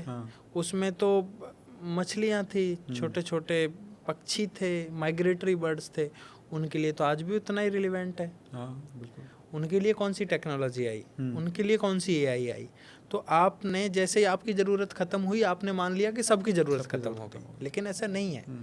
सिर्फ आपकी ज़रूरत ख़त्म हुई, और आपकी भी ख़त्म हुई नहीं है। आपका भी ग्राउंड वाटर रिचार्ज करते हैं वो, आपका भी एरिया को ठंडा रखते हैं वो। तो जब हम बर्ड्स को और एक्वेटिक बर्ड्स को, दूसरे जीव जंतुओं को देखते हैं, तो हम उन तालाबों के, हमने ये सोचा कि यार ये तो ख़त्म हो गए, इनका तो जीवन ही ख़त्म हो गया, रहने का जगह ही। और अब मान लो उनके किनारे पे कोई पक्षी बैठ भी जाए आज, पहले तो देखो ट्रैफिक इतना ज़्यादा है, पॉपुलेशन लोगों की इतनी हो गई है, कुत्ते बिल्ली घूमते रहते हैं, उनके अंडों को, बच्चों को खा जाएंगे वो। तो हम तालाबों के बीच में एक नेस्टिंग आइलैंड बनाते हैं, उस पर उस तरह की घास लगाते हैं, पेड़ लगाते हैं, ताकि वो अपना घोंसला बना सके, वहाँ पे अपने छोटे छोटे छिपने की जगह बना सके। और हमने देखा है जहाँ जहाँ पे हमने नेस्टिंग आइलैंड बनाए हैं, इस साल वहाँ पे आपको कुछ नहीं मिलेगा, अगले साल बहुत सारे माइग्रेटरी बर्ड्स देखेंगे, बहुत सारे, not migratory only but domestic aquatic birds भी बहुत सारे देखने को मिलते हैं। और वो देख के बहुत अच्छा लगता है। जब हम बनाते हैं तो गाँव वालों को समझ में नहीं आता, कई बार विरोध भी करते हैं। तो हम उस विरोध से बचने के लिए शुरुआत में हम उनसे ये कहते हैं जी यहाँ पे बाद में मूर्ति लगाएंगे हम। क्योंकि कैसे बताएं नेस्टिंग आइलैंड का क्या यूज है।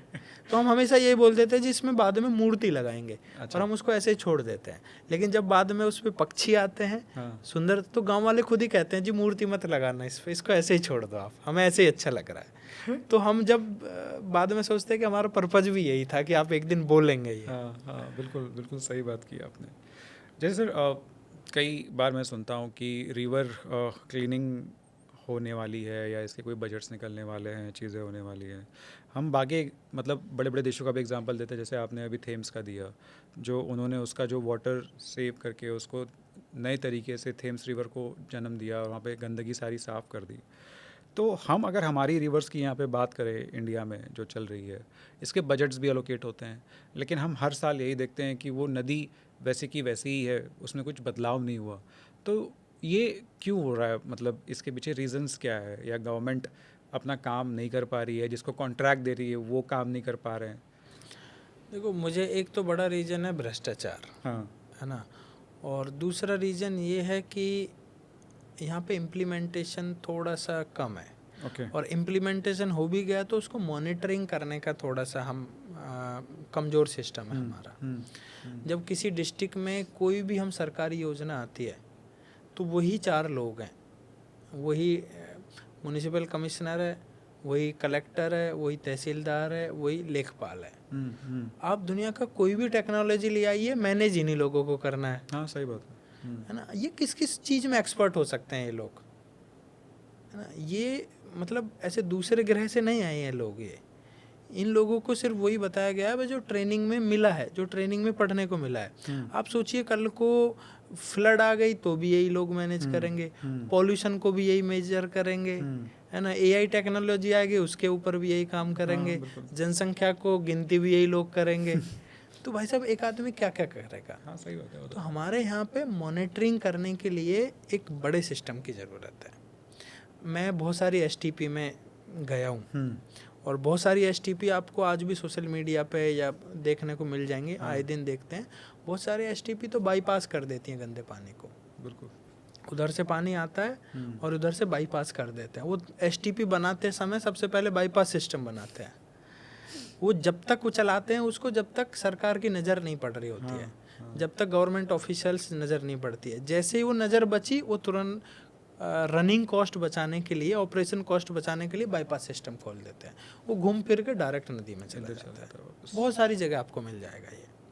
तो ये जो इंडस्ट्री का भी जो वाटर आता है, बाकी सब नालों का भी पानी रहता है, ये भी जाके सब सारा नदी में मिल जाता है और फिर वो जाके समुद्र में मिल जाता है। नदियों में ही मिलता है, नदियों में ही मिलता है, नदियों में ही मिलता है। और ऐसा नहीं है कि हमें पता नहीं है। हाँ।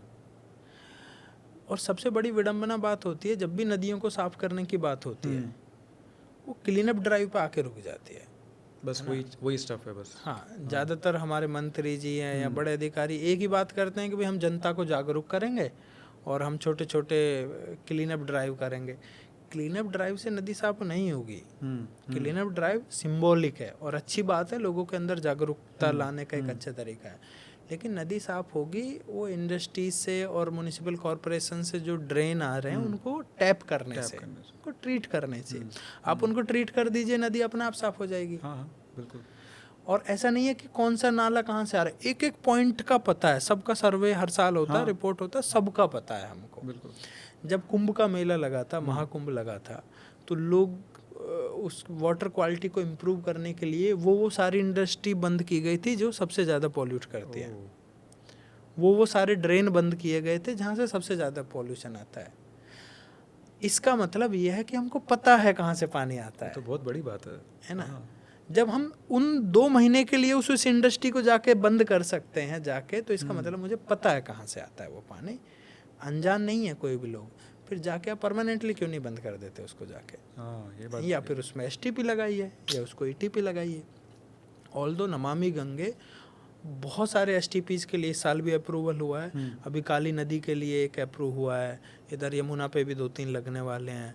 बट 1-2 समस्याएं हैं इंडिया में। देखो, टेक्निकल दिक्कत भी हैं बहुत सारी। टेक्निकल दिक्कत ये है कि जब मैं एक एसटीपी बना रहा हूँ तो वो एसटीपी की फुल फॉर्म है सीवेज ट्रीटमेंट प्लांट। हाँ। मतलब उसमें जो डोमेस्टिक वेस्ट है उसके लिए वो बन रहा है, म्युनिसिपल वेस्ट के ट्रीट करने के लिए वो बन रहा है। बिल्कुल ठीक है। लेकिन ये कॉलोनी है, इसमें से म्युनिसिपल लिक्विड वेस्ट आना है, लेकिन कॉलोनी के बीच बीच में इंडस्ट्री बनी हुई है। तो जो मेरा सिस्टम म्युनिसिपल लिक्विड वेस्ट को ट्रीट करने के लिए बनाया गया है। जब उसमें इंडस्ट्रियल वेस्ट आएगा, इंडस्ट्रियल इफ्लुएंट आएगा, वो कैसे ट्रीट करेगा? उसके लिए वो डिज़ाइन ही नहीं हुआ है। हाँ बिल्कुल, हाँ तो वो तो सिस्टम फेल हो गया, हाँ। उसकी रीडिंग ही नहीं आएगी। अब दूसरा सिस्टम करते हैं, एक दूसरा होता है ईटीपी। ओके। ईटीपी में सिर्फ इंडस्ट्रियल इफ्लुएंट जाना चाहिए, उसमें डोमेस्टिक भी चला जा रहा है, वो वहाँ पे फेल हो जा रहा है। फिर एक होता है सीईटीपी। सीईटीपी में होता है 10, 20, 50 इंडस्ट्री एक साथ मिलकर उसको ट्रीट करते हैं, फिर वो भेजते हैं। तो यहाँ पे बहुत सारे एसटीपी तो इसलिए फेल हो जा रहे हैं क्योंकि वो बने हैं डोमेस्टिक वेस्ट को और म्युनिसिपल वेस्ट को ट्रीट करने के लिए, लेकिन उसमें इंडस्ट्रियल वेस्ट भी आ जा रहा है, जिसके लिए वो डिज़ाइन ही नहीं हुए, और बाद में वो रिजल्ट जीरो हो जा रहा है। तो ये कमी फिर होता है कि वहाँ से फिर इंडस्ट्रियल एरिया को हटाया जाएगा। फिर बीच बीच में जो घरों में इंडस्ट्रियल यूनिट्स खुले हुए हैं, डाइंग फैक्ट्रीज खुले, उनको बंद किया जाना चाहिए। तो वहाँ से प्रॉब्लम, वहाँ से इसका सॉल्यूशन निकलना शुरू होगा। मतलब राह बहुत लंबी है। मतलब 100, 200, 500 डिपार्टमेंट्स और सब लोगों को मिलके आपस में काम करना आपस में होगा। काम करना होगा, सही ना, बात अब इतनी सारी मान लो कॉलोनी बन जा रही है, इलीगल कॉलोनी बन जा रही है। आप नोएडा के आसपास ना कभी सैटेलाइट से देखिएगा, हाँ। मतलब हर 10 साल में एक नई कॉलोनी बन जा रही है जो खेतों में बन गई है। हाँ। कोई ड्रेनेज सिस्टम नहीं है वहाँ पे, और जब तक वो STP 500 के LD का बन गया है, वहाँ पे एक और नई कॉलोनी आ गई है ना, उसकी कैपेसिटी खत्म हो जा रही है पूरी। तो ये एनक्रोचमेंट तो हमेशा हर 10 साल में 5 साल में इलीगल चलता कॉलोनीज बहुत बहुत बड़ा रीजन है, इलीगल कॉलोनीज बहुत बड़ा रीजन है, वो सबको फेल कर दे रही हैं। देखो, तालाबों के बारे में ब्रूटल ट्रुथ तो यही है कि हमें तालाबों को बचाने की ज़रूरत नहीं है, जबकि तालाब हमें बचाने वाले हैं। हाँ सही बात है ना, हमें उनकी ज़रूरत नहीं है, सॉरी, उनको हमारी ज़रूरत नहीं है, हमें उनकी ज़रूरत है। हाँ बिल्कुल सही बात। और ये अब नहीं, भविष्य में पहले से पढ़ते आइए और पहले से ही पढ़ेगी वो। हाँ। हम लोग उनको सिर्फ कब्जाना चाहते हैं, हम लोग उनको सिर्फ कब्जा के अपना घर बनाना चाहते हैं, कोई उनको बचाने के लिए आगे नहीं आता है। और जो बचाने के लिए आगे भी आता है तो उस पर फिर वो अलग अलग तरह के वो केस उनके ऊपर लगाते हैं, अलग अलग तरह के आरोप लगाते हैं, कैसे भी करके उनको बंद करना चाहते हैं। ओके। अब बेंगलोर में, हैदराबाद में, इधर बहुत सारे लोगों ने आवाज़ उठाई है इन बिल्डरों के खिलाफ जो तालाबों के ऊपर कब्जा करके बैठे हैं, लेकिन हुआ क्या है, उल्टा उन्हीं के ऊपर FIR कर दी जाती है। वो 2-4 साल में वो भी अपने काम धंधे में लग जाते हैं। सही बात है, मतलब आदमी एक समय तक ही लड़ सकता है, एक समय तक ही लड़ सकता है। गवर्नमेंट अगर सपोर्ट नहीं है या फिर कुछ किसी का सपोर्ट नहीं है तो फिर वो आगे भी नहीं बढ़ सकता उस तरीके से। ये बहुत अच्छी बात है कि पॉन्ड्स हमें बचाएगा। बिल्कुल, तालाब हमें बचाएंगे, तालाब हमें बचाएंगे। और मैं मैं किताब भी लिख रहा हूँ, तालाब हमें बचा लेंगे। है ना, तो तालाब हमें बचा लेंगे एक दिन। जैसे बहुत मंचों पे मैं सुनता हूँ कि एक दिन जो तीसरा विश्व युद्ध होगा वो पानी के लिए होगा। हाँ बिल्कुल सही बात किया आपने, वो होगा, वो आने वाले समय में तीसरा विश्व युद्ध पानी के लिए होगा, लेकिन पानी की कमी नहीं होगी। हाँ, उस समय पानी की कमी नहीं होगी, उस समय पीने के पानी की कमी होगी और हमारे चारों तरफ पानी ही पानी होगा। है ना, उस समय पे युद्ध होगा पानी के लिए। जैसे मैंने कई जगह पे देखा भी है कि जैसे छोटे छोटे गांव होते हैं, हम पहले राजस्थान, मतलब मैं राजस्थान से बिलोंग करता हूँ, तो राजस्थान में जब खेत हुआ करते थे, एक घर होता था, एक खेत भी होता था, तो वहाँ पे कई लोगों ने ऐसी कुएं बनाए हैं जिसमें जब बारिश होती थी तो उसका पानी उसमें जाके सेव हो जाता था और वो साल भर आपको पीने का पानी देता था। मतलब हमारे पास में वो बैलगाड़ियाँ भी थी जिसके अंदर वो ड्रम में वहाँ से बकेट से पानी निकाल के भर के लेके आते थे और वही पानी हम पिया करते थे। तो आजकल वो मेरे को दिखता नहीं है कहीं पर भी कि हम पीने का पानी एटलीस्ट जो डायरेक्ट ऊपर से आ रहा है उसको सेव किया जाए। मतलब कई जगह पे तो मतलब हो रहा है कि आप you save rain water, but nobody is doing that. तो उसके बारे में आपका क्या कहना है कि रेन वाटर अगर हम सेव करें तो हम क्या कर ले जाएंगे भविष्य में? देखिए, जैसे यहाँ पे ना लगभग 1000 या 1100 का रेनफॉल रेट है इंडिया में। हाँ, फिर भी हमारे यहाँ पे वाटर स्ट्रेस है। हाँ, जिन देशों में 400, 500, 600 मिलीमीटर रेनफॉल रेट है वो वाटर सफिशिएंट कंट्रीज है। बिल्कुल सही बात है आपकी। तो हमारे यहाँ पे हर साल इतना पानी गिरता है आसमान से कि हम पूरी साल की हमारी ज़रूरत पूरी कर सकते हैं। नो हाँ, डाउट। हाँ, हाँ, नेचर उतना बैलेंस करके हाँ, चलती है कि हाँ, आपका पूरी साल का जो भी ज़रूरत का पानी है वो दे देती है आपको। और वो आपके ऊपर डिपेंड करता है कि आप उसको मैनेज करते हैं कि नहीं कर सकते हैं, आप उसको कंजर्व करते हैं कि नहीं करते हैं। हाँ, हाँ, इंडिया में जैसा मैंने पहले कहा, पानी की कमी नहीं है, वाटर मैनेजमेंट की मैनेजमेंट कमी की है कमी है, बिल्कुल। है ना। तो ये इतना पानी जो रेन वाटर आता है, अगर इसी को मैनेज कर लिया जाए तो कोई भी प्यासा नहीं मरेगा हाँ, और कोई पानी की कमी नहीं होगी। और ये सबसे शुद्ध पानी है, हाँ, बिल्कुल, डायरेक्ट ऊपर से गिर रहा है। बहुत आपको शुद्ध सिर्फ पानी है। सेव ही तो करना है हमें उसको, तो सिर्फ बारिश के पानी को बचाना है, बचाना उसको है। सही तरह से इस्तेमाल करना है, अदरवाइज पानी की कोई कमी हाँ, नहीं है। क्योंकि आधे से ज़्यादा पानी मतलब 60-70% पानी तो नदी, नालों इन सब में हाँ, बह नालों जाता में है। गिर के नदी में जाता है, अरे, नदी से समुद्र। वापस सेम हो जाता है, उसमें कोई ये नहीं है। क्या आपको कभी लगा था ऐसा कि प्रधानमंत्री जी भी आपका नाम लेंगे? नहीं, मुझे बिल्कुल नहीं लगा था। और मुझे ऐसा कोई मतलब विश्वास भी नहीं था कि भाई एक दिन खुद माननीय प्रधानमंत्री जी या राष्ट्रपति जी हमें सम्मानित हाँ, करेंगे। हाँ, लेकिन जैसा मैंने कहा कि फिर धीरे धीरे महसूस हुआ कि भाई जब आप पर्यावरण के लिए काम करते हैं और नेचर के लिए काम करते हैं तो नेचर भी आपके लिए काम करती है। हाँ, बिल्कुल। और चाहे वो प्रधानमंत्री जी हो, राष्ट्रपति जी हो, वो सब नेचर का ही हिस्सा है। हाँ, सही है बात ना, है। वो सब कायनात से खुद ही मिलवाने लगती है वो नेचर। वो फिर हमें मिलने की ज़रूरत नहीं होती है। और मेरा नहीं, मैं कह रहा हूँ पर्यावरण के लिए जो भी काम कर रहे हैं हम सबकी रेस्पेक्ट करनी चाहिए। और रेस्पेक्ट भी ना करें, आपके आसपास कोई लोग काम कर भी रहे हैं, आपके बस की नहीं है कि भाई आप 100 रुपये की मदद कर सकें, आपकी बस की नहीं है कि आप उनको कोई मशीन टूल प्रोवाइड कर सकें, आप इतना तो कह सकते हैं कि बहुत बढ़िया काम कर रहे हैं, हम आपके साथ हैं, बस इतना बहुत है। हाँ, बिल्कुल सही बात है। आदमी का मोटिवेशन बना रहेगा। तो एक और प्राउड मोमेंट है आपकी ज़िंदगी में, जैसे कि मैंने उसके बारे में भी पता किया था कि सीबीएसई में आपके नाम का एक चैप्टर ऐड हुआ है, तो ये कैसे हुआ मतलब? मैं एक्चुअली, मुझे भी बाद में पता चला था जब किसी पेरेंट्स ने मुझे भेजा था फ़ोटो, कोई बच्चा था जो याद कर रहा था रात को बैठ के अपने घर पे लेने। हाँ। तो उसके पेरेंट्स ने देखा और वो पेरेंट मेरे साथ लिंक्डइन पे जुड़े हुए थे, तो उसने फ़ोटो खींच के मुझे भेजा कि यार ये तो आपका ही चैप्टर है। अच्छा। फिर मुझे किसी और ने भेजा, फिर किसी और ने भेजा, तो मैं फिर मिला उन लोगों से, तो सच में बहुत सारे स्कूलों में वो है। अच्छा, ओके। और नॉट ओनली ये कि अभी बहुत सारी अलग अलग किताबों में भी चैप्टर्स हैं, बहुत सारे अलग अलग लेख। मैंने अपने बारे में कोई किताब नहीं लिखी, लेकिन बहुत सारे अलग अलग लोगों ने बहुत सारी किताबें लिखी हैं। और सबका एक खुद एक माननीय प्रधानमंत्री के जी को मन की बात जो है उसके बारे में कॉमिक बुक आती है। अच्छा। उसमें भी एक चैप्टर है ना। तो इन सारी चीज़ों को देख के लगता है कि भाई जब आप ग्राउंड पे मेहनत करते हैं तो आपको लिखने के लिए खुद मेहनत नहीं करनी होती है। बिल्कुल सही बात है ना, दूसरे लोग आपके लिए लिखते हैं। आपके लिए लगता है, बिल्कुल सही बात है। मतलब आपने जिस स्टेज पे इसको शुरू किया था उस समय कुछ सपोर्ट नहीं था, चीज़ें नहीं थी, लेकिन फिर भी आपने इसको लग के मतलब कई सालों में इसको यहाँ तक खड़ा किया। और प्रधानमंत्री जी से मतलब आपका नाम उन्होंने खास करके लिया है, उसमें वो क्लिप मैंने भी सुनी है। तो ये एक बहुत बड़ी बात होती है। और उसके बाद में आपका एक चैप्टर ऐड होना सीबीएसई में, तो ये कोई ना कहीं एक छाप छोड़ देता है कि यार एक इंसान है जिसने इतना सारा काम करा है। तो ये बहुत प्राउड मोमेंट है सर। बिल्कुल। देखिए, और इसके लिए क्या होता है ना, ईश्वर खुद तो नहीं आते, लेकिन बहुत सारे लोगों को भेजते हैं अपने रूप में आपकी मदद करने के लिए। तो बहुत सारे आईएएस अधिकारी लोगों ने मदद की है, महेंद्र सर उनमें से एक हैं। तो जब हमें नहीं पता था ABCD की क्या होता है, कैसे CSR फंड्स आते हैं, वो तब उन्होंने मदद की थी वो सारी चीज़ें।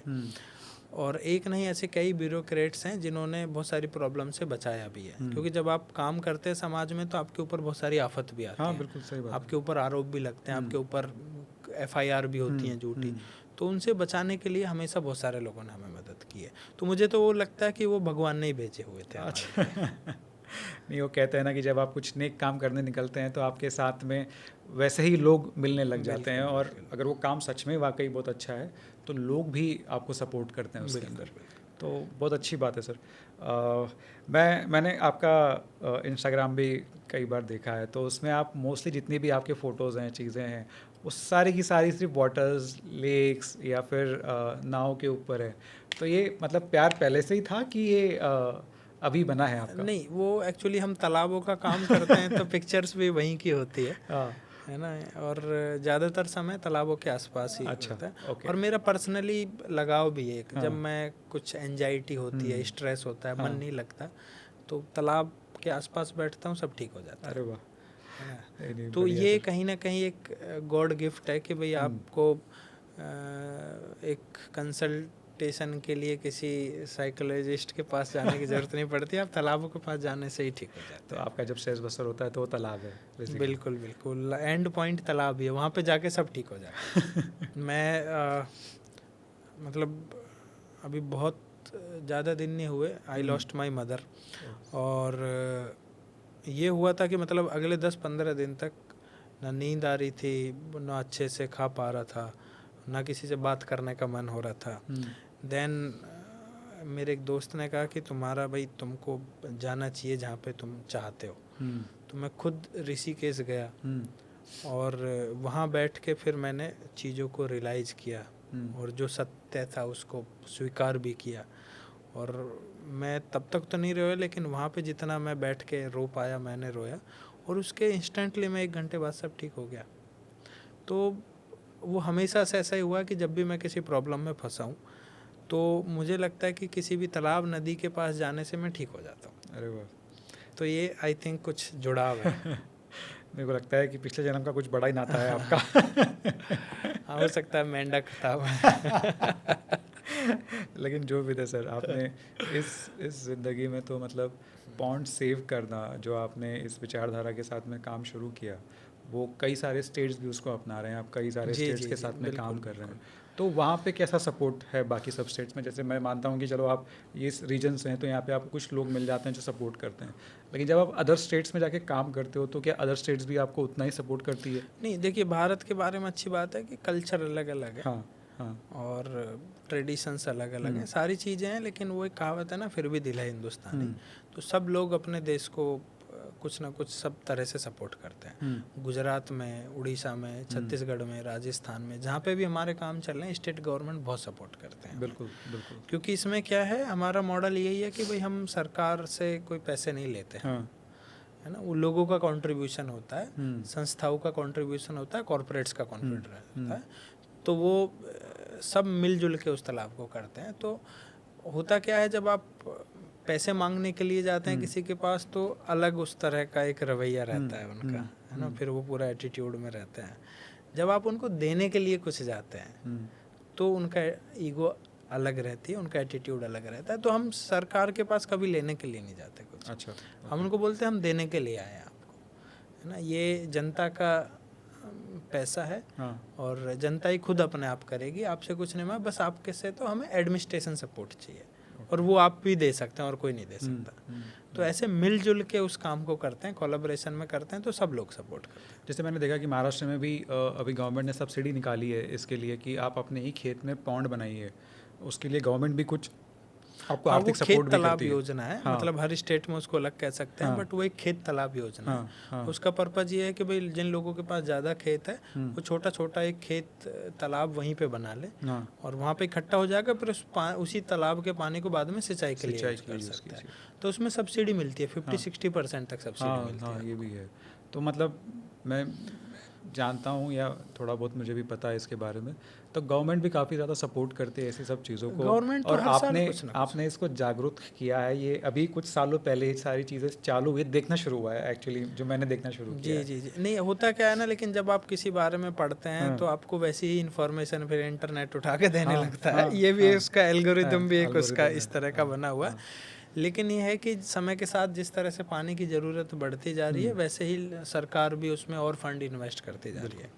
अभी जैसे अमृत सरोवर योजना है, खेत तालाब योजना है, ये सारी योजनाएं बहुत जल्दी आई हैं, और हर साल कई 100 करोड़ रुपए इन्वेस्ट किया जा रहा है ताकि लोग तालाब बनाएं और लोग तालाबों को बचाएं। हाँ, बिल्कुल सही बात है। इससे ग्राउंड लेवल का वाटर भी एकदम सही रहेगा। जो आपने पहले भी एग्जांपल दिया है कि शहर और छोटे से गांव का जो टेम्परेचर है वो सेट किस तरीके से रहता है तालाबों के वजह से, तालाबों का बहुत योगदान बहुत ज़रूरी है। तो में। बिल्कुल सर, बहुत अच्छा काम कर रहे हैं आप। एक लास्ट सवाल मेरा आपसे ये है कि अगर एक दिन सुबह अगर आप उठे और सारे पॉन्ड गायब हो जाए तो आप क्या सोचोगे? मतलब क्या होगा? आप सिस्टम फेल हो जाएगा, या नेचर, या फिर इंसान? एक्चुअली ऐसा अगर हुआ तो शायद मैं उठ ही नहीं पाऊंगा क्योंकि जैसे मैं कहता हूँ तालाब नहीं बचेंगे तो हम भी नहीं बचेंगे, वो सब बर्बाद हो जाएगा। ओके, और उठ के मैं कर भी क्या लूँगा फिर। नहीं बिल्कुल सर।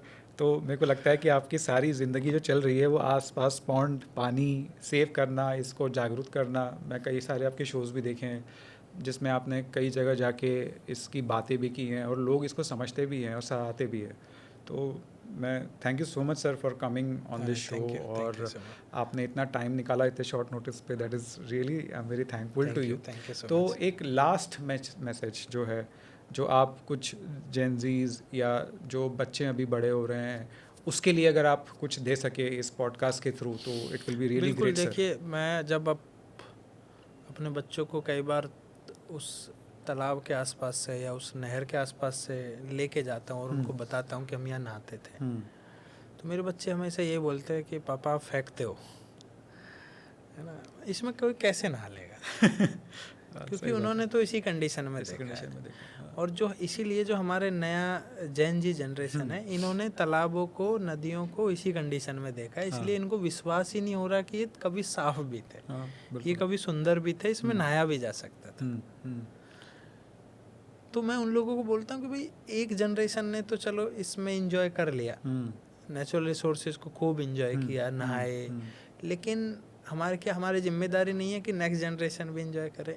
सही बात है ना। आप नेक्स्ट जनरेशन के लिए लैंडफिल छोड़ के जा रहे हैं, आप नेक्स्ट जनरेशन के लिए गंदे नाले छोड़ के जा रहे हैं, तो आपको नेक्स्ट जनरेशन माफ़ नहीं करेगी, आपको गालियाँ देगी। सही बात है। जैसे हम अपने बुजुर्गों के बारे में सम्मान से बात करते हैं, वैसे सम्मान से बात नहीं करेंगे। आप पैसे छोड़ के जाएंगे, बिल्डिंग छोड़ के जाएंगे, और आप यही छोड़ के जाएंगे कि आपके बच्चे मास्क लगा के जिएं, आपके बच्चे गंदा पानी पिएं, आपके बच्चे गर्मी से मरें, तो सच मानिए कि आप गलत डायरेक्शन में जा रहे हैं और आप अपने बच्चों के लिए नर्क छोड़ के जा रहे हैं। स्वर्ग नर्क यहीं पे रहता है, तो स्वर्ग तो समय निकल गया, अभी नर्क छोड़ के जा रहे हैं अपने बच्चों को। सही बात है। तो इसीलिए हमें सोचना चाहिए। Thank you so much sir for giving such advice, और मैं सच में आपकी तारीफ़ करूँगा। आप जो काम कर रहे हैं वो बहुत ही ज़्यादा सामर्थ वाला है, और आप ऐसा काम करते रहिए, लाखों करोड़ों लोगों को प्रोत्साहित करते रहिए। हम लोगों से भी जो बनता है, हम आपके साथ में हमेशा खड़े हैं सर। तो I am really thankful that, thank you. मतलब कोई तो है जो इस काम को कर रहा है, कोई नहीं, बहुत सारे लोग कर तो रहे हैं सर, लेकिन इसकी आवाज़ उठाना एक बहुत बड़ी बात होती है। मतलब सोचिए, अगर आपने शुरू ही नहीं किया होता तो फिर क्या होता। बिल्कुल। आपको पॉन्ड मैन के नाम से लोग कैसे जानते हैं।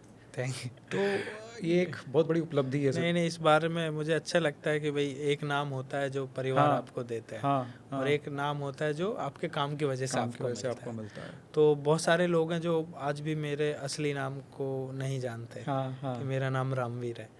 बस वो उनके फ़ोन में भी वो मेरा नंबर पॉन्डमैन नाम से सेव करते हैं, वो जानते भी पॉन्डमैन नाम से। बिल्कुल सर।